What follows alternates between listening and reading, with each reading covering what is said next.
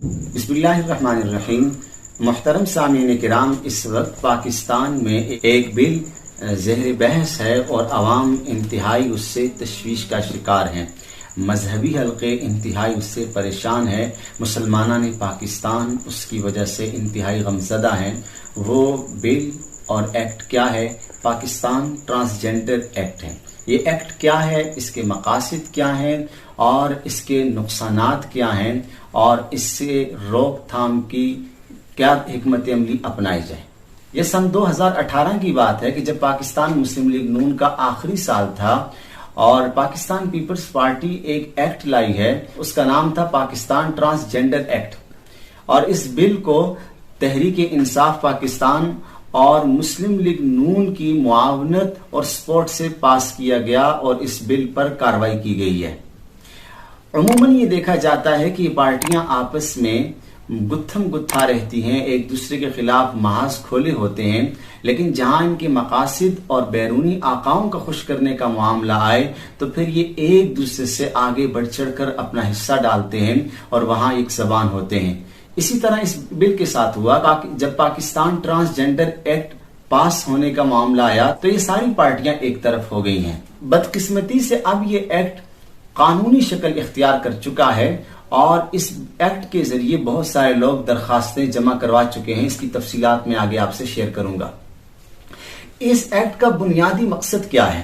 اس بل کا بنیادی مقصد کیا ہے؟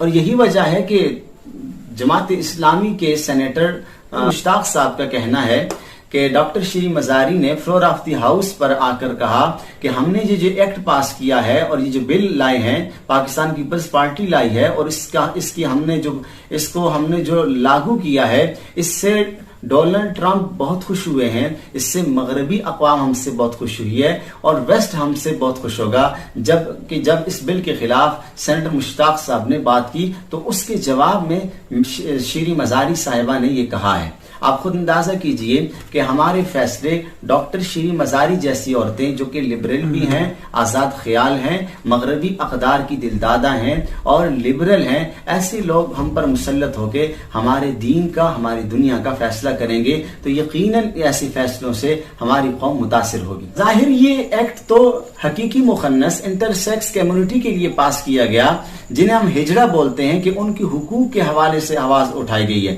اس بارے میں کوئی دو رائے نہیں ہے کہ اسلام نے انسان تو کیا جانوروں کے حقوق کا بھی خیال رکھا ہے. اور کسی بھی سوسائٹی میں کسی کمیونٹی کے حوالے سے آپ کوئی بل پاس کرتے ہیں تو کم از کم ایک مرتبہ ان کو بھی سنا جائے، ان سے پوچھا جائے کہ آپ کے مسائل کیا ہیں، اس کا ہم کیا تدارک کریں، آپ کی خواہشات کیا ہیں اور آپ کیا چاہتے ہیں. یہ تو آج کی جدید دنیا میں ہر جگہ ایسا ہی ہوتا ہے اور یہ بایولوجیکل مسئلہ ہے اور یہ سارا معاملہ بایولوجیکل معاملہ ہے اور ایک فطری معاملہ ہے. اس معاملے پر تو جو اس پریشانی کا شکار ہے ان لوگوں کو بلایا جانا چاہیے. پوری دنیا میں ایسے ہی ہوتا ہے اور پاکستان اسلام کے نام پر بنا ہے. پاکستان کا آئین یہ کہتا ہے کہ قرآن و سنت کے خلاف یہاں کوئی قانون سازی نہیں ہوگی، تو اس ایکٹ کے حوالے سے علماء کو اعتماد میں لینا چاہیے. ویسے تو ساری جماعتیں مذہب کا نام لیتی ہیں، مذہب کارڈ استعمال کرتی ہیں اور اسلام کا دھم بھرتی ہیں، لیکن ایسے قوانین جب پاس کرنے کا وقت آتا ہے تو اسلام کو یہ لوگ بھول جاتے ہیں. اور معاملہ یہ ہے کہ جن لوگوں کے لیے انہوں نے اس قانون کو بنایا ہے وہ خود اس سے نالاں ہیں، خود اس پر ناخوش ہیں اور انہوں نے صدائے احتجاج بلند کیا اور انہوں نے کہا کہ ہمیں اس ایکٹ کے ذریعے پہلے سے زیادہ ذلیل اور رسوا کیا گیا، ہمارے نام پر دیگر کمیونٹیز اس سے فائدہ اٹھائیں گی. اور ہمارا ملک پاکستان ہے، یہاں علماء کو اعتماد میں لے کر میڈیکل بورڈ بنایا جائے، اگر کہیں کوئی مسئلہ ہے تو اس مسئلے کو حل کیا جائے. شریعت میں ہجڑے کے مسائل کو، مخنث کے مسائل کو مکمل طور پر حل کیا گیا ہے اور خنثی کے حوالے سے فقہ اسلامی میں ابواب قائم کیے گئے ہیں. عمومی طور پر لوگ پوچھ رہے ہیں کہ یہ بل ہے کیا. اس کی 3 ڈیفینیشنز ہیں. اس کے ایک ڈیفینیشن کے مطابق جس کی جنس واضح نہ ہو اس کے پریشانی اور مسئلے کو حل کیا جائے اور ہجڑے کے مسائل کو حل کیا جائے. شریعت نے اس حوالے سے صاف معاملہ ہے، شریعت کا اس حوالے سے تو صاف معاملہ ہے. ایک تو اس کی تعریف یہ ہے اور دوسری اس کی ڈیفینیشن اور تعریف یہ ہے کہ اگر کوئی آدمی ایکسیڈنٹ میں مردانہ قوت ضائع ہو جائے، اس کی مردانہ قوت کھو بیٹھے یا کسی دوا کی وجہ سے یا کیمیکل کی وجہ سے تو اس آدمی کی جو مردانہ قوت ختم ہو گئی ہے، مرد اپنی جنس کو تبدیل کر کے عورت بن سکتا ہے، اپنے کاغذات نادرہ کے پاس لے کے جائے گا اور وہاں اپنے آپ کو عورت شو کر سکتا ہے۔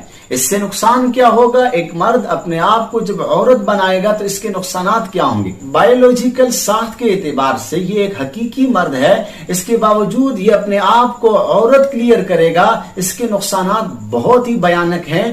مثلا یہ مرد جو ہے عورتوں کے سیکشن میں جا کے ووٹ کاسٹ کرے گا، عورتوں کے پولنگ سٹیشن میں جائے گا، عورتوں کے ٹوائلٹ استعمال کرے گا، عورتوں کے ساتھ اس کی گیدرنگ ہوگی، ان کے ساتھ بیٹھنا ہوگا، عورتوں کے ساتھ اختلاط ہوگا، اور وہ جو پردے کے احکام ہے وہ اس سے متاثر ہوں گے، شریعت کے جو میراث کے مسائل ہیں وہ اس سے متاثر ہوں گے، اور اسی کے ساتھ ساتھ آپ دیکھیں معاشرہ ہمارا اعلیٰ اسلامی اور مشرقی اقدار کھو بیٹھے گا۔ تیسری اس کی تعریف یہ ہے کہ اگر کوئی مرد یہ سمجھتا ہے کہ وہ حقیقی طور پر مرد ہے لیکن اس کی عادتیں اور اس کی عادتیں طور اطوار جو ہیں وہ عورتوں کی طرف مائل ہیں، یا کوئی عورت ہے اور اس کی عادتیں مردوں کی طرف مائل ہیں، اس کا لہجہ مردوں جیسا ہے، یا مرد ہے اس کا لہجہ عورتوں جیسا ہے، وہ جائے اور سیدھا جا کے اپنی جنس تبدیل کر دے، یہ اس قانون کے بلبوتے یہ آدمی کر سکتا ہے۔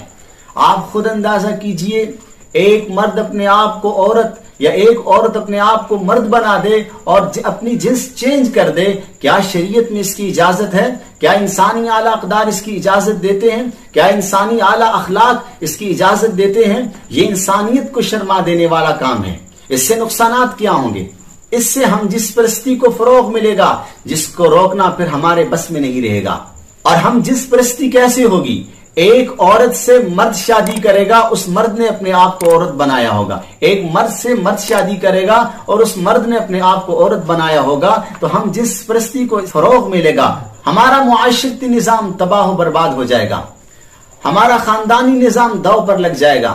اسی قانون کے بل بوتے عورت جب اپنے آپ کو مرد ڈکلیئر کرے گی، اپنی جنس چینج کرے گی، حالانکہ جنس چینج نہیں ہوتی، وہ اپنی جنس کو بظاہر چینج کروائے گی، تو پھر وہ اپنے لیے وراثت میں 2 گنا کا مطالبہ کرے گی۔ اور بڑی عجیب بات تو یہ ہے کہ ہمارے یہ جو آقا ہیں، ہماری سیاسی پارٹیز جو ہیں، ہمارے اشرافیہ جو ہیں، ہمارے بیوروکریٹ جو ہیں، ہمارے سامنے ویسٹ اور مغربی اقوام کی مثالیں پیش کرتے ہیں، جبکہ برطانیہ اور امریکہ میں ایسا ہے، اگر کوئی آدمی اپنا یہ ایشو عدالت میں لے کے جاتا ہے تو عدالت اس کو 2 سال مہلت دیتی ہے اور میڈیکل رپورٹ اس کے بارے میں بنتی ہے، ڈاکٹر بیٹھتے ہیں، فیصلہ کرتے ہیں کہ آیا حقیقی طور پر یہ جو آدمی اپنی چال ڈھال عورتوں کی بتا رہا ہے کیا حقیقت میں بھی یہ عورت ہے یا مرد ہے۔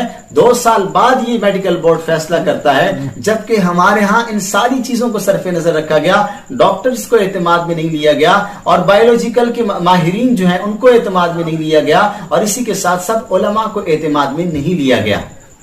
اور اس سے تو بہت بڑا فتنہ پیدا ہوگا، ایک مرد عورت کی نقل اتار کر نادرہ چلا جائے اور مرد عورتوں کے لہجے میں بات کر کے نادرہ چلی جائے اور وہاں ان کے سامنے اپنا لہجہ پیش کرے اور اپنے لیے ڈاکومنٹس وہاں سے لے لے گی، اور پھر کیا نقصان ہوگا کہ جنس تبدیل کرنے کا جینڈر ایکٹ یہ مسلم سوسائٹی کے لیے ایک بہت بڑا عذاب بن کر آئے گا۔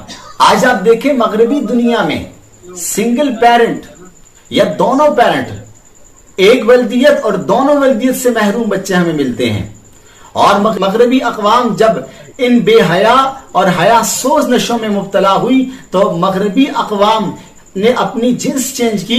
افسوس سے کہنا پڑتا ہے اس وقت مغربی دنیا میں ہر تیسرا بچہ اپنی جنس چینج کروا رہا ہے، اسکول جاتے ہیں والدین کو بتائے بغیر بھی اپنی جنس چینج کروا لیتے ہیں، اور مغربی اقوام میں اپنی جنس انسانوں کے بجائے مرد عورت، عورت مرد کے بجائے لڑکی لڑکا، لڑکی لڑکی کے بجائے جانوروں میں تبدیل کرنے کی اب خواہش رکھتے ہیں، اور کر بھی رہے ہیں، اس پر کام بھی وہ کر رہے ہیں۔ اور اسی کے ساتھ ساتھ ہم جنس پرستی کے بعد وہ جانوروں سے تسکین حاصل کرنا چاہتے ہیں اور جانوروں کے ساتھ بے حیائی کا ارتکاب کرتے ہیں، اور اس پر بھی ان کی تسکین نہیں ہوتی۔ اس سلسلے میں ہم مسلمانان پاکستان کیا کر سکتے ہیں؟